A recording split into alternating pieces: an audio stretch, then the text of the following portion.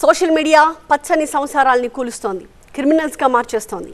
తమ ఇంటి మహిళలకు అసభ్యకరమైన మెసేజ్లు చేస్తున్నాడన్న కోపంతో ఒక వ్యాపారిని కిడ్నాప్ చేసిన వ్యక్తులు తీవ్రంగా కొట్టి మూత్రం తాగించి అమానుషానికి పాల్పడ్డారు.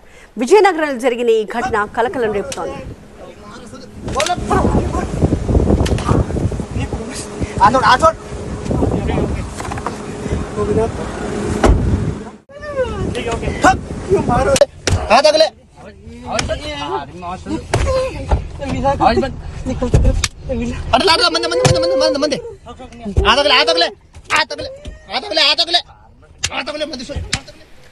రాజస్థాన్ కు చెందిన వ్యాపారి భగవాన్ రామ్ విజయనగరంలో స్టీల్ బిజినెస్ చేస్తున్నాడు. రాజస్థాన్ కు చెందిన మరో వ్యాపారి బిజిలారామ్ బెంగళూరులో వ్యాపారం చేస్తున్నాడు. ఈ ఇద్దరికి గతంలో గొడవలున్నట్టుగా తెలుస్తోంది. అయితే ఇన్స్టాలో బిజిలారామ్ కుటుంబంలోని మహిళలకు భగవాన్ రామ్ అసభ్యకరమైన మెసేజ్లు చేశాడు. బాధిత మహిళలు విషయాన్ని ఇంట్లో చెప్పడంతో వాళ్లు రంగంలోకి దిగారు. మాట్లాడదామని పిలిచి అతన్ని కిడ్నాప్ చేశారు. కార్లోని భగవాన్ రామ్ని చితకొట్టారు. అందరితో ఆగకుండా అతనితో మూత్రం తాగించారు. ఇదంతా ఫోన్లో రికార్డ్ చేసి వాట్సాప్లో వైరల్ చేశారు. అతని స్నేహితుడికి ఫోన్ చేయించి 35,000 తీసుకుని విడిచిపెట్టారు.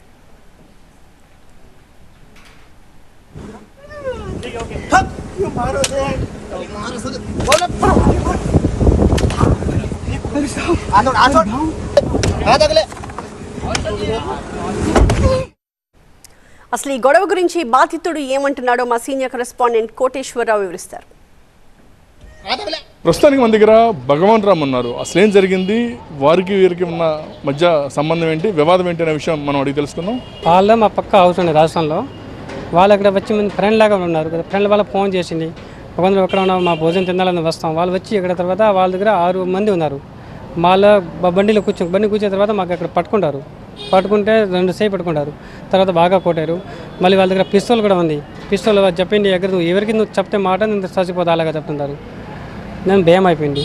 అక్కడ నుంచి రాజమండ్రి దగ్గర తణుకులు మధ్యలో సైడ్లో ఆపే బండి మాకు కొట్టండి వీడియో వాళ్ళు వైరల్ చేశారు మొత్తం. అంటే వాళ్ళు చెప్తుంది ఏంటంటే బిజిలారామ్ ఇంట్లో మహిళకి మీరు అసభ్యకరమైన మెసేజ్లు పెట్టారు, అందుకోసం గొడవ కోసం మీ దగ్గరికి వచ్చారు, బుద్ధి చెప్పడానికి వచ్చారని చెప్పి వాళ్ళు చెప్తున్నారు. మెసేజ్ అంటే వాళ్ళు ఓన్లీ ద్వారా చెప్తున్నారు, మెసేజ్ ఏమీ పెట్టలేదు.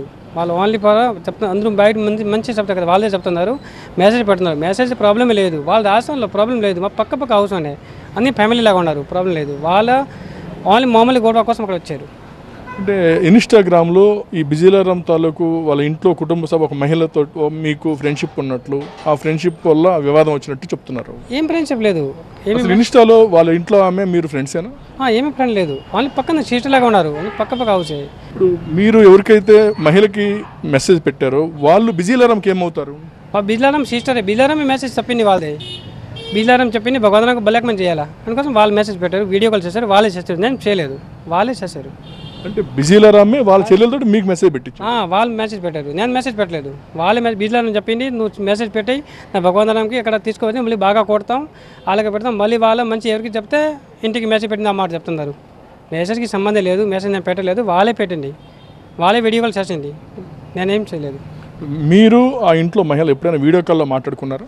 వీడియో కాల్ చేసింది, వాళ్ళు మాట్లాడుకునే వాళ్ళ మీరు? వాళ్ళు మాట్లాడండి, నేను వీడియో కాల్ వాళ్ళు చేసింది, నేను మాట్లాడండి. ఎందుకు వీడియో కాల్ చేస్తున్నారు, మాకు మీద సంబంధం లేదు, ఎందుకు ఫోన్ చేయాలా, వాళ్ళు కట్ చేసింది అంతే, వేరేమీ చేయలేదు.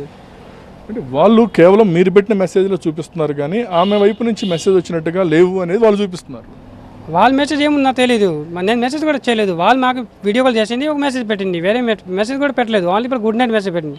వాళ్ళు మాకు వీడియో కాల్ చేసింది, వాళ్ళు 3 సార్లు 10 సార్లు వాళ్ళు వీడియో కాల్ చేసింది. నేను వాళ్ళని వీడియో కాల్ చేయలేదు, ఫోన్ కూడా చేయలేదు. కావాలని నాపై దురుద్దేశంతో దాడి చేయడానికి ఏం దూరం వచ్చారని చెప్తున్నారు.